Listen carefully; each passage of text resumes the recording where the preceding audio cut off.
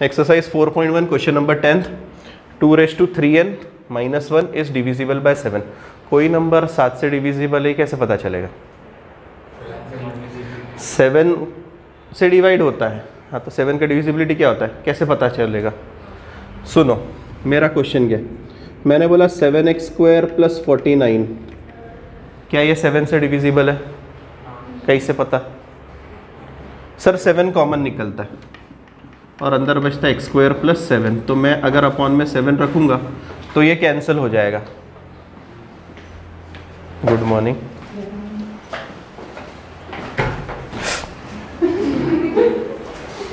समझे? 7 साइड में निकलता है। अगर कोई भी नंबर 7 से डिवाइड होता है, वो 7 का डिविजिबिलिटी रूल छोड़ दो, अपन इतना दिमाग लगाने ही नहीं वाले। सिंपल है, अगर 49 7 से डिवाइड होता है तो एक फैक्टर 7 आएगा। अगर 56 7 से डिवाइड होता है तो एक फैक्टर 7 आएगा। समझ रहे हो? अगर 70 7 से डिवाइड होता है तो एक फैक्टर 7 आएगा। मतलब 7 कॉमन है और पीछे वाला नंबर बदल सकता है ना? पीछे वाला नंबर बदल सकता है।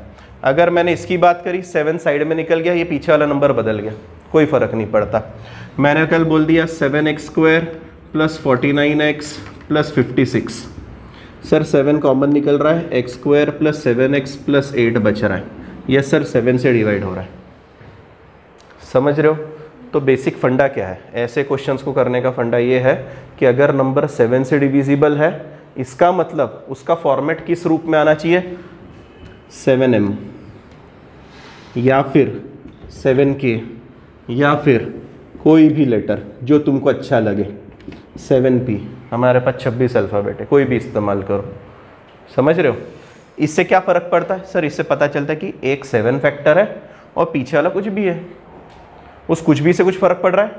नहीं, क्योंकि आप 7 से 7 को कट करोगे और बोलोगे सर 7 से डिवाइड हो रहा है। 7k बोल दिया मैंने तो हाँ सर 7 7 कट हो रहा है, k बच रहा है, तो 7 से डिविजिबल है। तो बेसिक फंडा यही है, अगर 2⁻³ -1 7 से डिविजिबल है तो उसका फॉर्मेट इनमें से कुछ भी आ सकता है। मतलब उसमें 7 आना ही चाहिए, पीछे वाला कुछ भी बैठे रहने दो, उससे कोई फ़र्क नहीं पड़ता। समझ गए? तो थोड़ा सा ऊंचे दर्जे का क्वेश्चन आ गया तुम्हारे लिए। अच्छा, तो सबसे पहले हम क्या करें? 2⁻³ -1 इज डिविजिबल बाय 7। तो सबसे पहले हम लिख सकते हैं फॉर n = 1, 2⁻³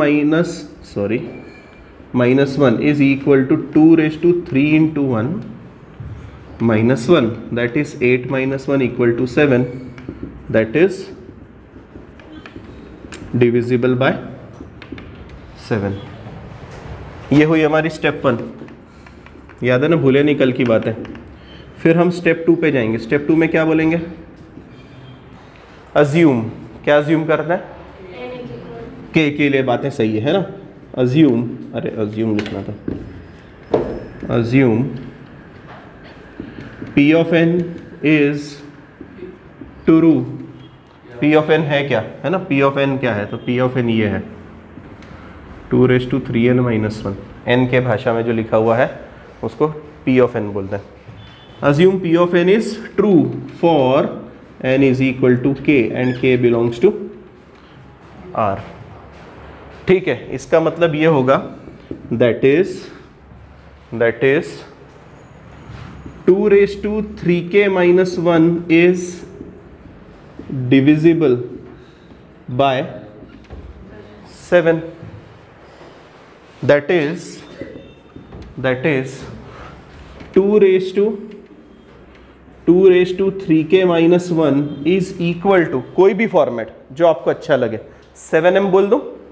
7m बोल देता हूँ, है ना? 7m मतलब 7 तो निकलने वाला क्योंकि 7 से डिवाइड हो रहा है और पीछे कुछ तो भी बच रहा होगा, तो हमने बोल दिया इसका जो फोटो है वो इस तरीके से दिखता है। इसका नामकरण कर दिया फर्स्ट इक्वेशन। अब क्या करना है? स्टेप 3 बोलो।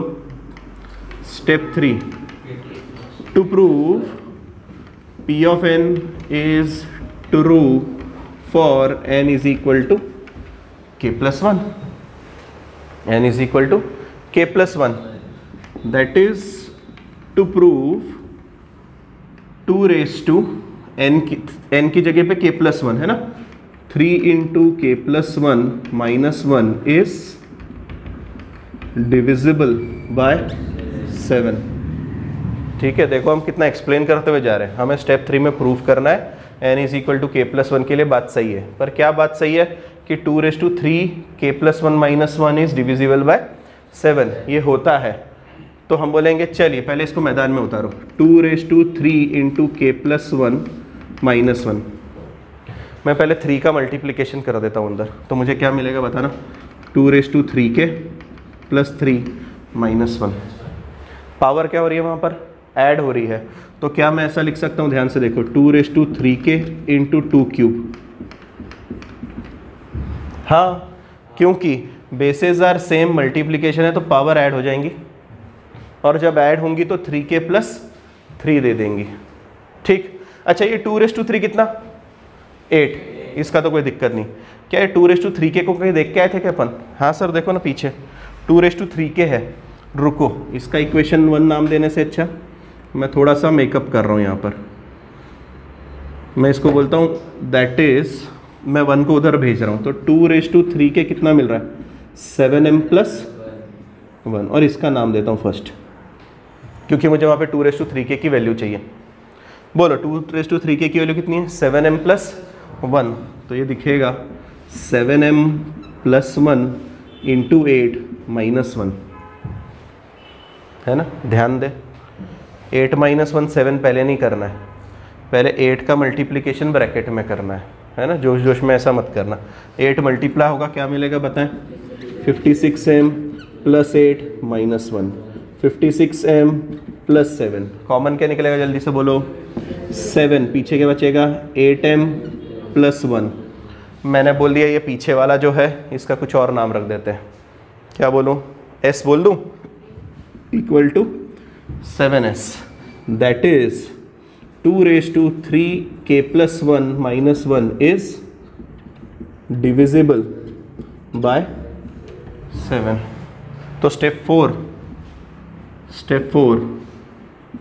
P of n is true for all n belonging to natural number. ठीक है शिवम, क्या हो गया, एक्सप्रेशन चेंज हो गए, हाँ 7 कहाँ पर, नहीं क्या बोला, n इज इक्वल टू 7, हाँ तो तेरा क्या, n इज इक्वल टू 7 आना चाहिए ऐसा। अरे नहीं, मैं वही तो कह रहा हूँ, उसने ये फॉर्मूला दे दिया है, आप n की जगह पे मर्जी चाहे नंबर रखो, ये फॉर्मूला ही बना दिया है। मतलब सुनो रे, इसका मतलब ये नहीं है कि सिर्फ कुछ गिने चुने नंबर के लिए इसका 7 से डिविजिबल होने वाला है। 2 रखो यहाँ पे, जरा 2 रखो तो क्या आएगा, 2⁻6 - 1, 2⁻6 बताओ कितना हो रहा है, 32 हो रहा है, नहीं 32 नहीं हो रहा है, 2⁻6 कैलकुलेट करो, 2⁻4 16 है ना, 16 फिर 32 फिर 64 आ रहा है क्या, 64 - 1 करो कितना आया, 63। क्या 63 3 से 7 से डिवाइड हो रहा है, हाँ हो रहा है। 2⁻3 रख दे, 3 3 9, 9 - 1, 3 की जगह n की जगह पे 4 रख दे, n की जगह 5 रख, 6 रख, 7 रख, 8 रख, अरे पूरे नेचुरल नंबर रख दे। ये फॉर्मूला है कि इससे पता चलेगा कि नंबर जो है 7 से डिवाइड होता है। तो ऐसा नहीं है n बिलोंग टू 7 के लिए नहीं आने वाला है, आप पूरे नेचुरल नंबर रखिए यहाँ पर n की जगह पर। ये प्रूफ उसी के लिए चल रहा है कि सिर्फ एक नंबर रखने से काम नहीं हो रहा। हमने बताया कि बेटा मैंने पहले 1 रख के देखा, फिर मैंने बोला रैंडमली मैंने कोई तो भी नंबर उठाया और उसके लिए बात सही है, तो उसके आगे वाले नंबर के लिए भी बात सही आ रही है। तो आप मर्जी चाहे यहाँ पर कोई भी नंबर रख दो, 1 से लेकर इन्फाइनाइट तक, मतलब बात है हो गई। पर नेचुरल नंबर में, नेचुरल नंबर कोई भी रखते चलो, आपको हर बार नंबर जो मिलेगा वो 7 का डिविजिबल मिलेगा। समझ में आई? किसी लिमिटेड चीज़ के लिए नहीं चलेगी है। चलो करो कॉपी।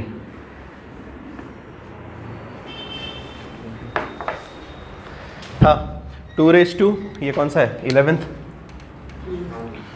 क्वेश्चन कह रहा है 2⁴n - 1 is divisible bye 15, proof करो। तो हमने बोला भैया पहले फॉर n = 1 बात करते हैं। तो 2⁴n - 1 होगा 2⁴ × 1 - 1 that is 16 - 1 that is 15 which is divisible bye 15। ठीक है, that is P of 1 is true. सही है। सेकेंड स्टेप क्या करेंगे, assume that P of n is true for n = k। तो इसका मतलब क्या होगा, that is 2⁴k - 1 is divisible by 15। कोई नंबर 15 से डिवाइड होता है कैसे पता चलेगा सर, 15 एक फैक्टर रहेगा और उसके पीछे कोई भी नंबर रहा तो कोई फर्क नहीं पड़ता। तो मैं लिखूंगा that is 2⁴k - 1 is equal to 15 × m। जो पहले सम के लिए लिखा था डिट्टो वैसा कॉपी किया, बस नंबर बदलते चलेगा तो भी चलेगा। ठीक है, मतलब यहाँ तक थोड़ा कैलकुलेशन तो करना पड़ेगा आगे। यहाँ तक मिल गया। वापस से मुझे वहाँ पे 4k मिलेगा तो मैं यहीं से लिखता हूँ that is 2⁴k is equal to 15m + 1 और फर्स्ट। ठीक है, अब इधर की बात करते हैं। स्टेप 3 में क्या करना है बताओ, प्रूफ करना है। क्या प्रूफ करना है, to prove P of k + 1 is true that is 2⁴ times k + 1 - 1 is divisible by 15 that is 2⁴k plus, रुको पहले इसको k + 1 ही रखते हैं -1, नेक्स्ट इसमें लिखेंगे 4k + 4 - 1।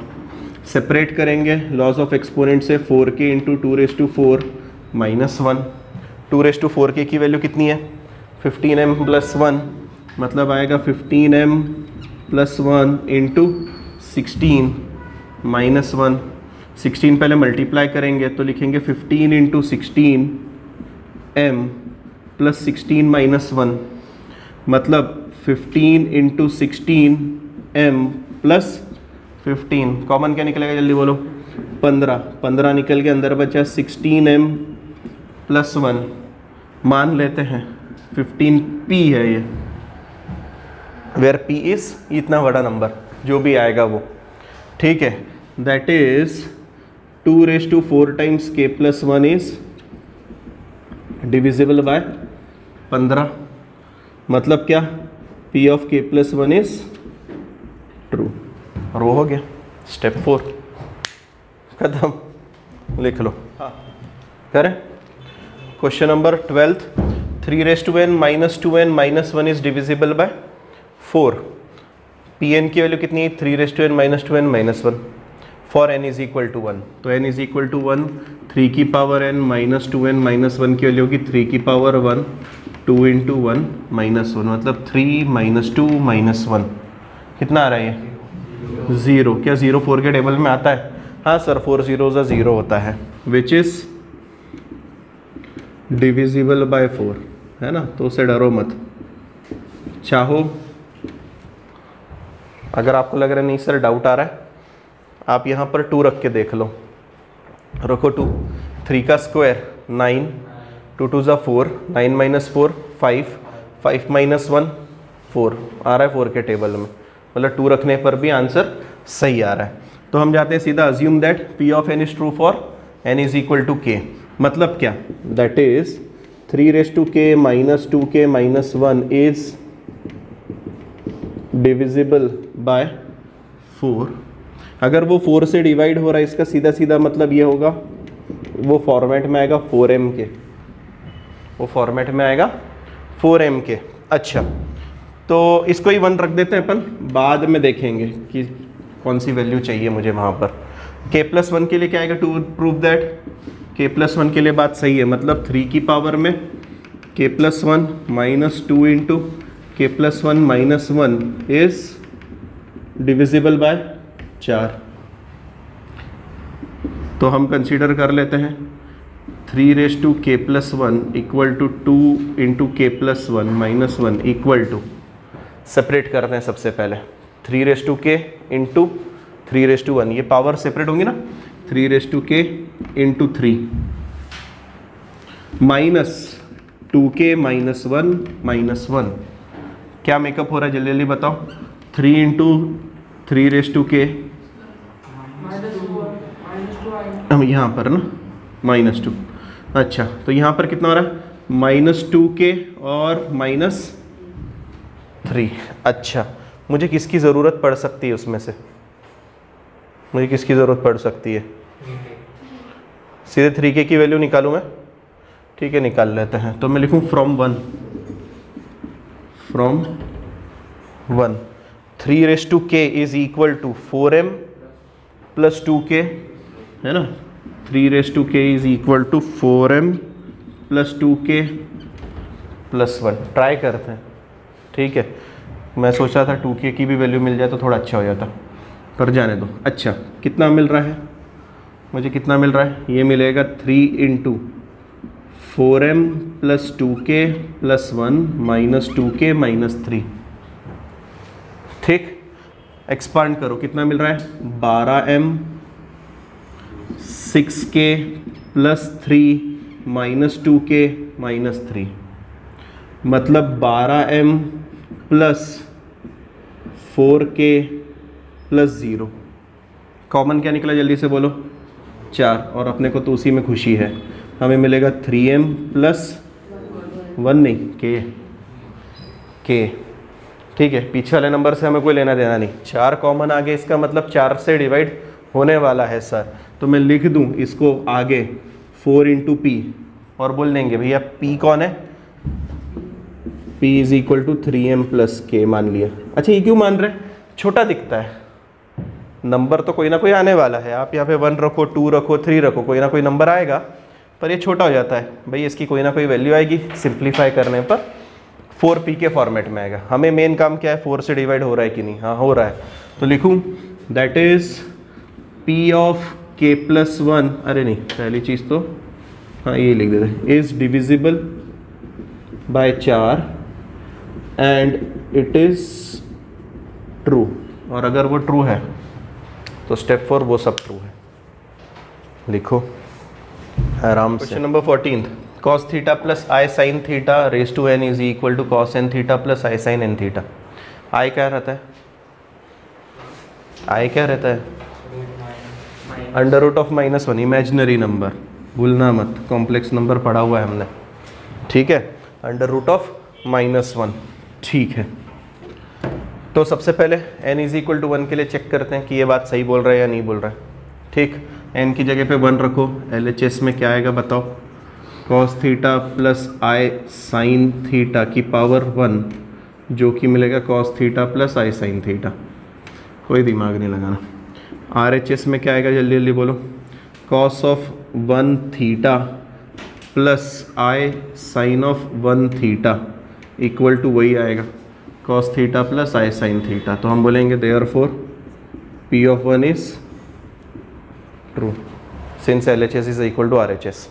अज्यूम करेंगे n इक्वल टू k के लिए, बातें सही है। क्या आएगा जल्दी बोलो?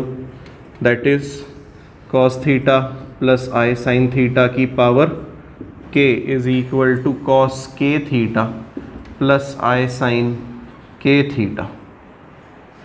किसके पास जाएंगे? k प्लस 1 के लिए बात सही है, मतलब cos of k plus 1 theta plus i sine k plus 1 theta कितना आना चाहिए बताओ? आना कितना? अरे नहीं, पावर में आएगा ना सबसे पहले पावर में आएगा ना। n की जगह पे k प्लस 1 जाएगा ना, मतलब मिलेगा cos theta plus i sine theta की power k plus 1 is equal to cos of k plus 1 theta plus i sine of k plus 1 theta. ठीक है, हम कहाँ से शुरू करेंगे? LHS से। LHS को कैसे लिखेंगे? cos theta plus i sine theta की power k into cos theta plus i sine theta. मतलब क्या किया मैंने, कौन बताएगा? स्प्लिट किया है ना, बेसेस सेम थे, पावर ऐड होती है, इसलिए मैंने वापस से उनको अलग अलग लिखा। k+1 था इधर, के इधर 1 पावर में, ठीक है। अच्छा, इसकी वैल्यू तो मेरे पास थी, क्या थी वैल्यू उसकी? उसकी वैल्यू थी कॉस के थीटा प्लस आई साइन के थीटा, और सामने बैठा है cos theta plus i sine theta. चलिए, कहीं देखा हुआ चीज़ लग रही है? नहीं, कुछ नहीं। मल्टीप्लाई करें, मल्टीप्लाई करते हैं। चलो, सबसे पहले मल्टीप्लाई कैसे करते हैं सर? ये इधर, ये इधर, ठीक है। धीरे धीरे, सबसे पहले जाएगा कॉस के थीटा इंटू कॉस थीटा। क्या कर लोगे? 2 मिनट जल्दी लिखकर बैठोगे ही ना, तो अभी बैठ के देख लो। तेजस, बैठ लें थोड़ा 2 मिनट। तो मुझे मल्टीप्लिकेशन बता, नेक्स्ट मल्टीप्लिकेशन बता। कॉस के थीटा इंटू कॉस थीटा, ये यहाँ पर जाएगा, क्या मिलेगा जल्दी बता।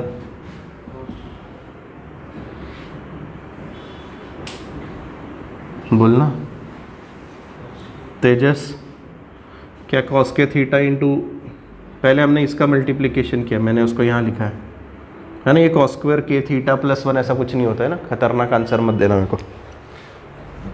ये और ये मल्टीप्लाई होकर कॉस स्क्वायर नहीं बनाते, और ना ही ये k+1 आ जाता है। मतलब प्रूफ करना, इसलिए कुछ भी लिख के आ जाते तुम पेपर में, नहीं ना। तो देख लेना बेटा 2 मिनट, क्या क्या फ़र्क पड़ेगा, बाद में बैठना ही है तुझे। मैं यहाँ पर बोलूँगा कॉपी करो, तुम बैठे ही रहने वाले हो। तो देख लेना, इससे अच्छा अपने को मल्टीप्लिकेशन ही नहीं आ रहा है, दर्द ये है। चलो, ये कहाँ जाएगा? तो भी छोटे बच्चों की तरह एरो बना के बता रहा हूँ। बोलो क्या होगा? आई साइन थीटा कॉस के थीटा, ठीक है। चलो, साइन थीटा कॉस के थीटा पहला हो गया।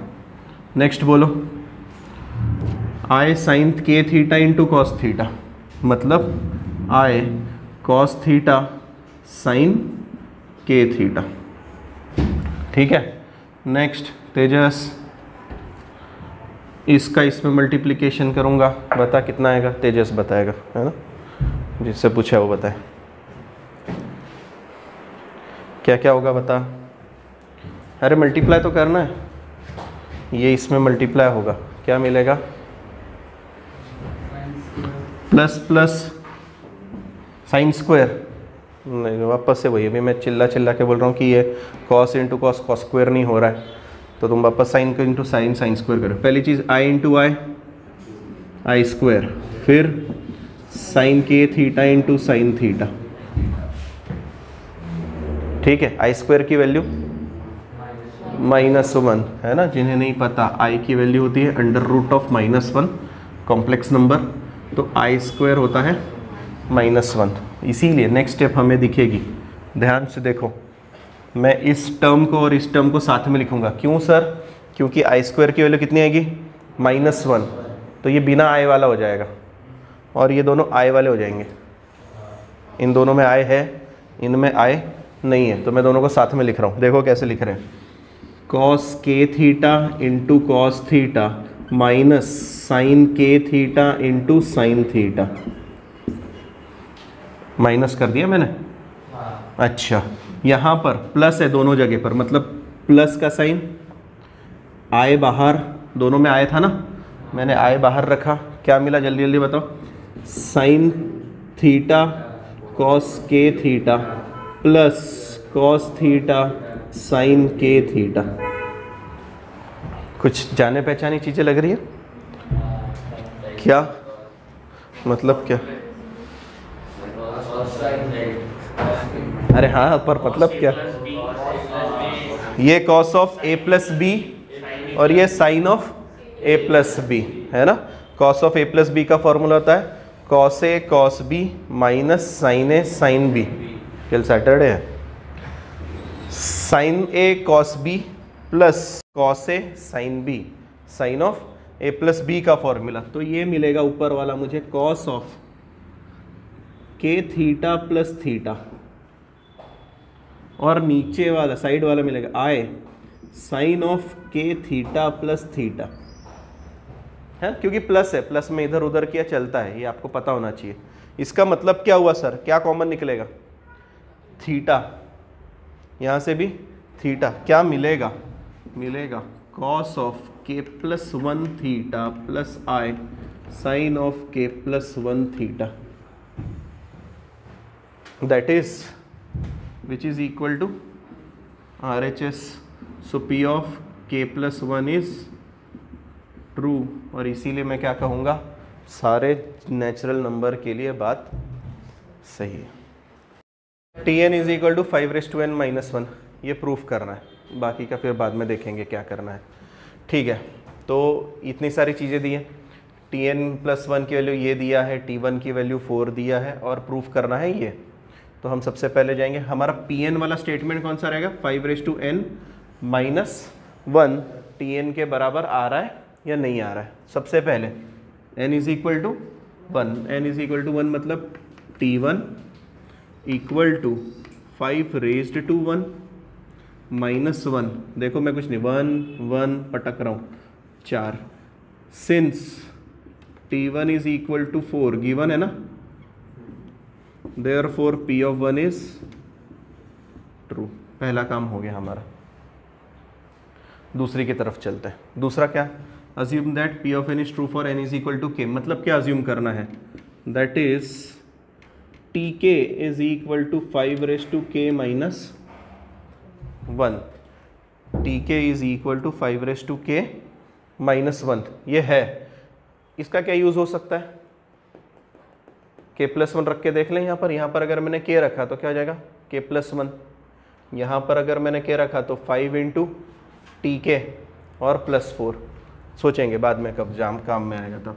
नेक्स्ट क्या प्रूफ करना है, P of k plus 1 is true. इसका मतलब क्या प्रूफ करना है, that is to prove T of k plus 1 is equal to 5⁻k plus 1 minus 1. T of k plus 1 किसके बराबर है, 5⁻k प्लस 1 माइनस 1. ठीक है, तो सबसे पहले हम RHS लेते हैं, फिर LHS के पास जाएंगे.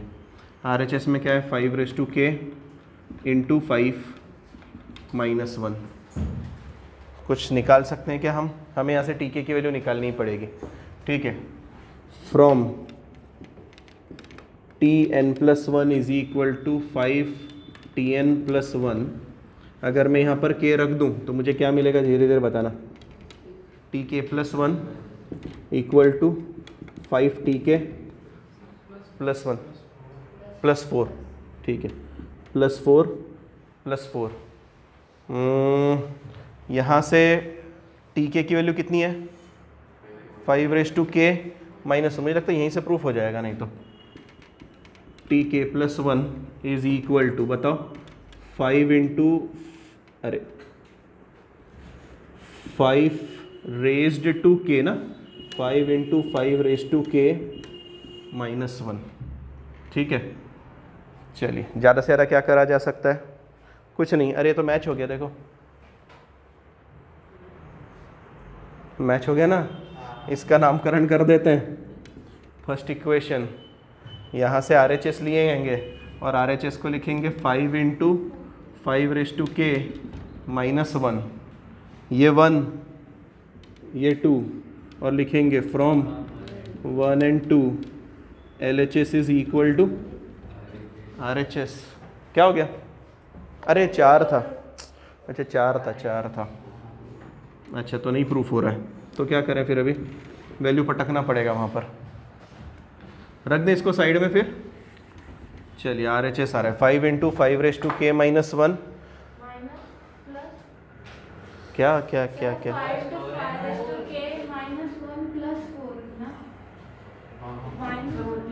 Yes minus 1 plus 4. ठीक, अच्छा मल्टीप्लाई करते हैं. 5 इंटू 5⁻k, 5 इंटू 1 मतलब माइनस 5 प्लस 4 मतलब 5 into 5⁻k minus 5 plus 4 minus 1. क्या वापस आई क्या. अच्छा, from 1 and 2 LHS equal to RHS. Therefore P of k plus 1 is true, और इसीलिए स्टेप 4 P ऑफ 1, मतलब वो घूम फिर के आना ही था। ठीक, थोड़ी देर बाद आया। क्या करना है? प्रूफ करना है। ठीक है, क्वेश्चन नंबर 16, इसको बोलते हैं मैट्रिक्स। स्क्वायर ब्रैकेट में जो लिखा रहता है उसको मैट्रिक्स कहते हैं। ठीक है, पढ़ने का तरीका, पहले फर्स्ट रो बताओ 1 2, फिर बताओ 0 1। ठीक है, पावर में अगर n है तो बोल रहा है 1 2n 0 1 आता है, तो हमने बोला ठीक है भाई कोशिश करते हैं। सबसे पहले हम किसके लिए जाएंगे? स्टेप 1। बताओ स्टेप 1 क्या रहेगी? P of 1 is true proof करना है।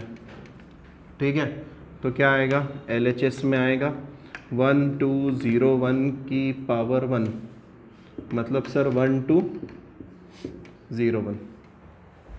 ठीक, और इट इज़ नहीं, RHS लिखना पड़ेगा। RHS क्या बोल रहा है? 1 2 इंटू 1 0 1, मतलब सर वही 1 2 0 1। यहाँ पर मैंने 1 रखा और आया। LHS इक्वल टू RHS है।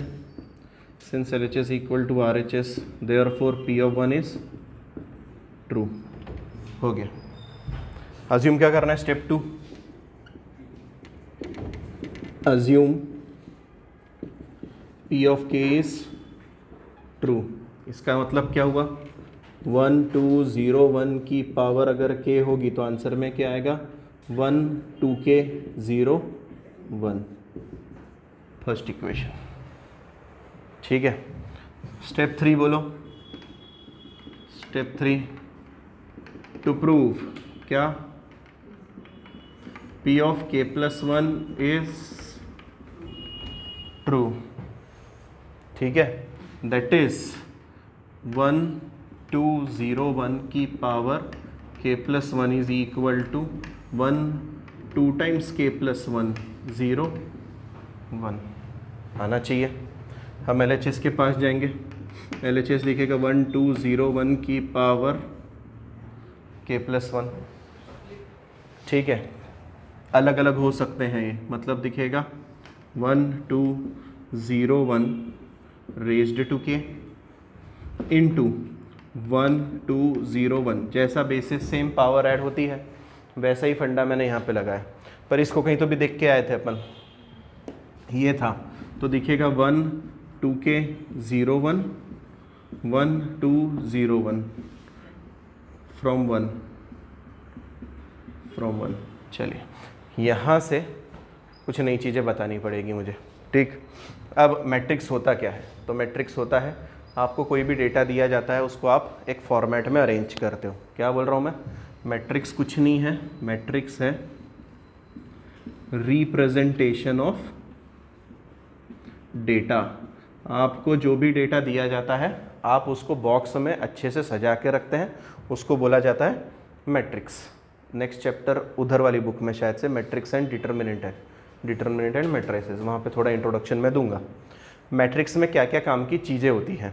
तो मैट्रिक्स में काम की चीज़ें होती हैं, अगर मैं मैट्रिक्स लिख रहा हूँ A1 A12 A13 A21 A22 A23 3-1 3-2 3-3, ये एक मैट्रिक्स है। ठीक है, ये जो हॉरिजॉन्टल रहते हैं इनको हम बोलते हैं रोज। रो 1 रो 2 रो 3। सिमिलरली जो वर्टिकल रहते हैं उनको क्या बोलेंगे? Column 1 column 2 and column 3। समझ गए? ये जो बीच में बैठे रहते हैं ना नमूने, इनको बोलते हैं एलिमेंट्स ऑफ अ मैट्रिक्स। क्या कहते हैं? Elements of matrix. ठीक है, तो सर ये 1 1 क्या लिखा है? ये उसका एड्रेस लिखा है।